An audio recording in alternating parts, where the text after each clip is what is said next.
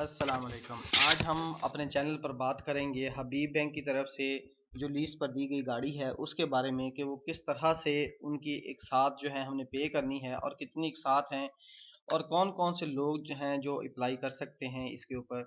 तो आज हम अपनी वीडियो में इस बारे में बात करेंगे। तो सबसे पहले एक छोटी सी रिक्वेस्ट है, अगर आपने चैनल को लाइक और सब्सक्राइब नहीं किया हुआ तो मज़ीद वीडियो देखने के लिए लाइक और सब्सक्राइब करें ताकि हमारी भी हौसला अफजाई हो। तो सबसे पहले अब हम अपनी वीडियो स्टार्ट करते हैं कि एचपीएल की तरफ से ये हमें जो अनाउंस किया गया है इस्लामिक तरीके से हम किस तरह से गाड़ी को परचेज कर सकते हैं। तो आज ये बात डिटेल के साथ करते हैं अपने इस वीडियो के अंदर कि हम किस तरह से अपनी गाड़ी को कर सकते हैं परचेज और अप्लाई कैसे कर सकते हैं।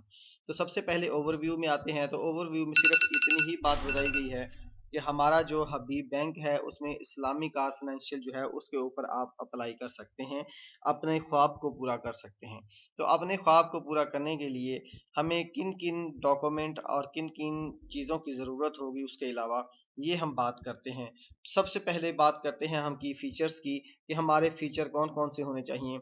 हम कार अप्लाई जो है वो कम से कम 1 साल और मैक्सिमम 3 साल या 3 साल से ज़्यादा भी अप्लाई कर सकते हैं एक साथ के ऊपर। अगर आपकी गाड़ी 1000 सीसी है, ठीक है? तो वो कम से कम 1 साल और ज़्यादा से ज़्यादा 5 साल के लिए आप अप्लाई कर सकते हैं। इसी तरह से इसके अंदर जो है वो बिज़नेस पार्टनरशिप भी है कि अगर आप कोई बिज़नेस पार्टनर हैं, कोई बिज़नेस करते हैं तो भी आप इस गाड़ी के लिए अप्लाई कर सकते हैं। और तीसरी बात ये है कि जब तक गाड़ी की आप तमाम की तमाम एक साथ अदा नहीं कर सकते, वो गाड़ी नंबर 1 जो ओरिजिनल है वो बैंक के नाम पर रहेगी और कागज़ात बैंक के पास जमा रहेंगे। जैसे ही आप अपनी गाड़ी के कागज़ात अपनी एक साथ पूरी करते हैं, आपको वो कागज़ात आपको मिल जाएँगे और गाड़ी मुकम्मल तौर पर आपके नाम पर हो जाएगी। तो इस तरह से हम पार्शली दूसरी ऑप्शन है पार्शली पेमेंट।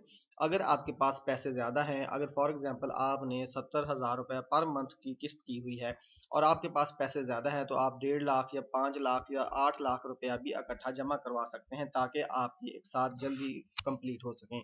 और अगर आप जल्दी एक साथ कंप्लीट करते हैं, तो उसके ऊपर जो है वो आपको सहूलत भी मैसर होगी। तो इस तरह से हमारी ये छोटी-छोटी फैसिलिटी जो है यानी कि अगर हम एक साथ के ऊपर लेते हैं तो कितनी एक साथ देनी पड़ेंगी और 5 साल कम से कम 1 साल और मैक्सिमम जो है वो 5 साल के लिए हम अप्लाई कर सकते हैं यानी कि 5 साल के एक साथ कर सकते हैं। अच्छा, इसके बाद अब हम चलते हैं क्राइटेरिया।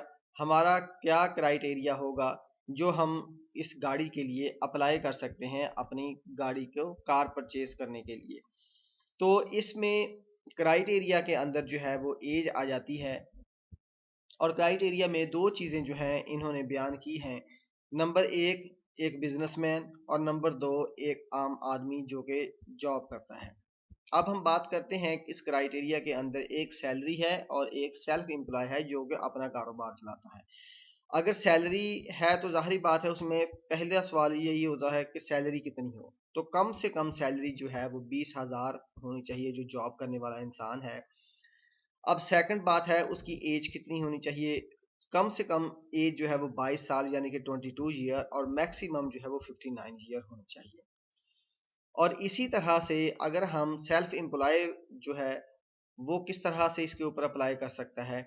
अब सेल्फ एम्प्लॉय के लिए ये चीज़ें भी मस्ट हैं, लाज़मी हैं, जैसे कि सैलरी के लिए भी लाज़मी है कि वो पाकिस्तानी होना चाहिए। तो जो सेल्फ एम्प्लॉय बिज़नेसमैन है, उसके लिए भी ये चीज़ लाज़मी है कि वो पाकिस्तानी होना चाहिए और इस पाकिस्तानी होने के साथ-साथ उसका 22 साल के एज जो है वही है, लेकिन उसकी एज लिमिट जो है वो 69 इयर्स से अबव होनी चाहिए।